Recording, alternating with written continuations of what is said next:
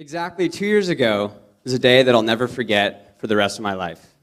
I was 18 years old and waiting to board a one-way flight to Guatemala. I had just a backpack. I had never traveled alone before. Other than hola and gracias, I spoke no Spanish, and I had no cell phone. Sitting in the airport, surrounded by all these Guatemalans, and I'm wondering where all of them are headed. I felt this sense of anxious excitement, but also the sense of calm, despite the unknown. And sitting there, I thought to myself, how did I end up in this position? It brought me back 8 months prior, where I had a much different experience with anxiety, an experience that led me on the path that would change my life. My story began 3 days after arriving at Ohio State for my first semester of college. Woke up covered in hives and rashes all over my arms and legs, and it felt like my skin was on fire. And day after day, I'm waking up with these hives and rashes, and I have no idea why. I saw doctors, immunologists, dermatologists. I had the pills, creams, the test tubes, and these doctors didn't know what was wrong either. So they diagnosed me with chronic urticaria, which is like a fancy name for saying your skin's freaking out and we don't know why. So here's a name for it. I started to develop severe anxiety. And up until this point, anxiety was just a word to me. And it now became this dense ball that would roll up my chest and constrict my throat, making it difficult to speak, like this hyper tension, and I had no idea why. I remember feeling so alone. I felt like I was the only one going through this. And other than my parents, who were pretty concerned, almost nobody knew that I was struggling with anxiety and depression. At the time, I didn't know that 1 in 4 teenagers experiences some sort of an anxiety disorder. At the time, I didn't know that anxiety is the most common mental health diagnosis on a college campus. And with everything I was going through, I started to question the why in everything. Why am I in school? Why is this happening to me? What is the purpose of life? I felt really conflicted, investing myself physically, mentally, emotionally, and financially down a path that I had never even really questioned. I was just living the script that society had for me. I remember there was this 21-year-old girl who was killed in a car accident off campus. I remember thinking to myself, what if that was me? Would I go out knowing that I was living a life true to myself? I've always been fascinated by other cultures, and I started playing with this idea to take a semester off and travel. I would lay in bed at night, and I would just imagine myself like trekking in these foreign lands and meeting people from all over the world, and I'd get so excited I could feel the adrenaline like coursing through my veins and my heart pounding in my chest. Of course, I'm just laying in bed looking at the ceiling. But this other voice of fear would settle in and say, Jake, no one else is doing that. You have to stay in school and stick to the path that's been set out for you. And for months and months, I battled back and forth with this anxiety. Do I just continue to stay in school and do what everyone expects me to do? Or do I listen to this true inner voice and travel? And one night, everything changed. It was the first night back for the second semester, and Ohio State was in the national championship football game. And they won. And people went crazy, like thousands of students swarming through campus, lighting off bonfires and fireworks. It was a crazy celebration. And what do you do in a moment like that?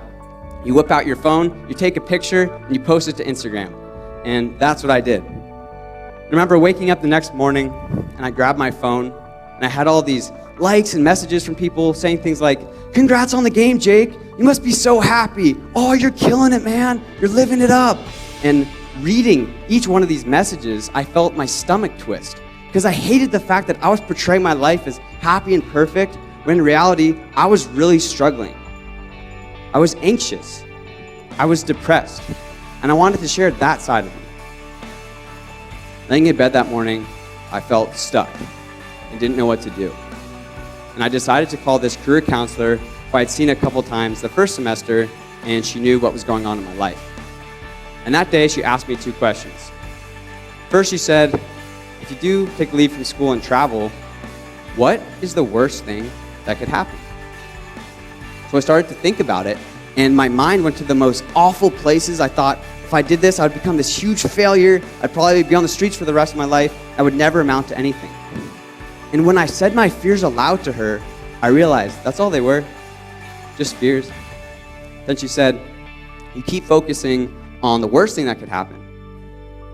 What is the best thing that could happen? Now boarding flight 5864 to Guatemala City. The loudspeaker grabbed my attention, and I jumped up and put on my backpack, and I started walking towards the gate. And I was feeling like excited but nervous. I mean, after getting to Guatemala City, I had to get on this 9-hour bus to this rural town where I was going to volunteer and teach English, but the homes there had no addresses. There's like almost no Wi-Fi, and I didn't have a phone, and I didn't know how it was all going to work out. My second week in Guatemala, there was this big party being held for Semana Santa, which is one of the holiest holidays in Guatemala.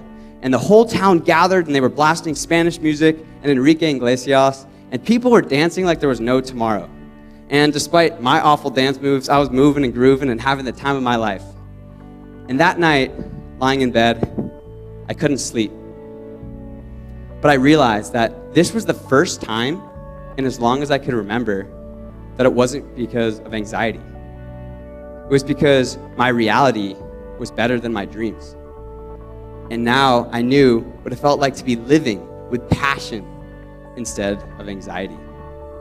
A couple weeks later, I was sitting at dinner with my Guatemalan family and some of these volunteers, and I suddenly realized I had absolutely no idea what day or what time it was. Living in this town with kind of small homes and very basic electricity, people lived simply but happily, and it was contagious.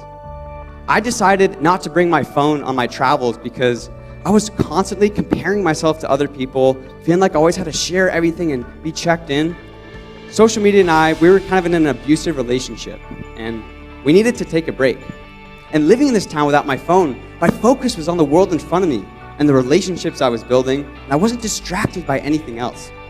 Instead of receiving Instagram hits and dopamine hits from Facebook likes and checking my phone 70 times a day, I was fueled by this lasting energy, this fulfillment from the connections that I was making face to face.